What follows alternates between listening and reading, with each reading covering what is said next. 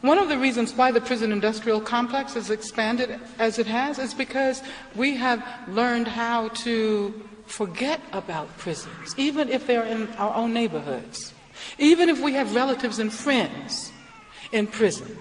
And if you look in communities of color, almost everybody knows someone who is there or has been there, but we don't know how to talk about it. We don't integrate ideas about what is going on in these places in our daily conversation. We don't teach about the prison system. It's almost as if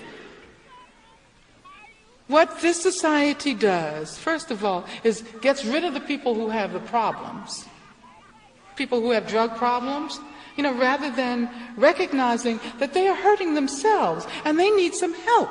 They need someone to help them. Rather than recognizing that, they just send them to prison. And the majority of women who are in prison are in there in relation to drug-related charges, right?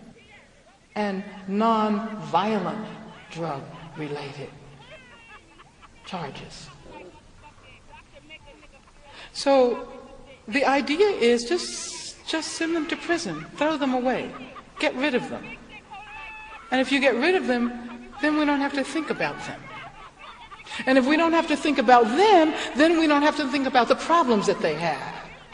So we don't really have to address the issue of drugs, which would require us also to talk about pharmaceutical companies.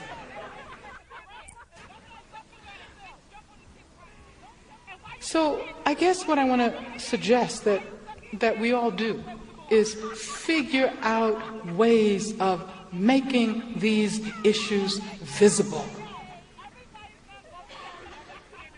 And for people who have relatives or friends in prison, don't be ashamed of it. Because of the way the criminal is constructed, represented, many of us are even afraid to admit that we know someone who could be that kind of a person. But prisoners are like you and me. I mean, yeah, there's some pretty bad people in prison, but there's some pretty bad people who are not in prison. Over 1/3 of all young black men in this country in prison. Now, something is wrong with that. Don't you think? What I want to suggest is that there is a reason why increasing numbers of people of color, and women as well, because ever larger numbers of women are going to prison. There's a lot of real crime, and not only the people who are represented as criminals are the ones responsible for that crime. And we can talk about corporate crime as well. We can talk about crimes against the environment that will affect generations to come. But of course, these people generally only pay fines if they do that, right? How do we create contact between the inside and the outside? Between prison and what prisoners call the free world. Prisoners see us as living in the free world. I don't know how free this world is, because it certainly isn't free for a lot of people who are out here. But at least we can take advantage of the fact that we have the ability to move around in ways that people who are inside don't. As a matter of fact, we can sort of think about the relationship as being the relationship between slaves and abolitionists.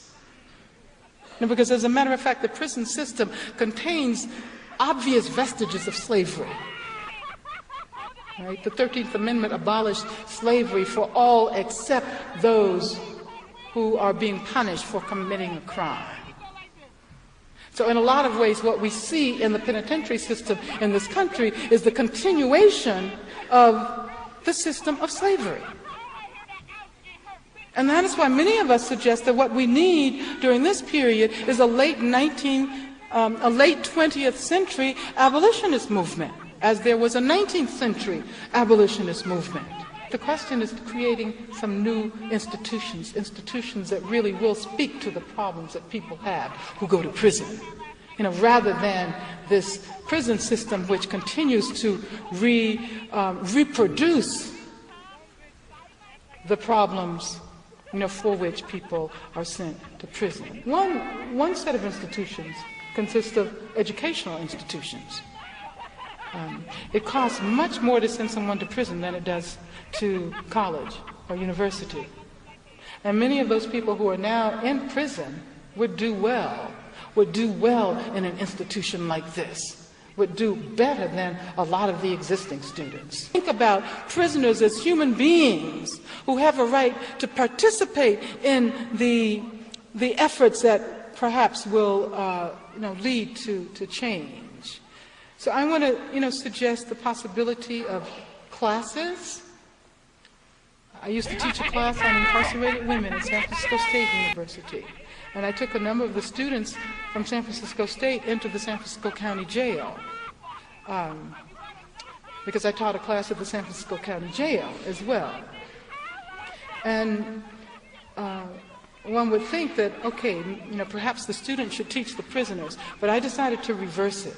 I decided that the first phase would be for the students to learn from the prisoners. So the prisoners were positioned as the teachers. And they taught the students about that institution, what went on there, what the problems were. Don't forget.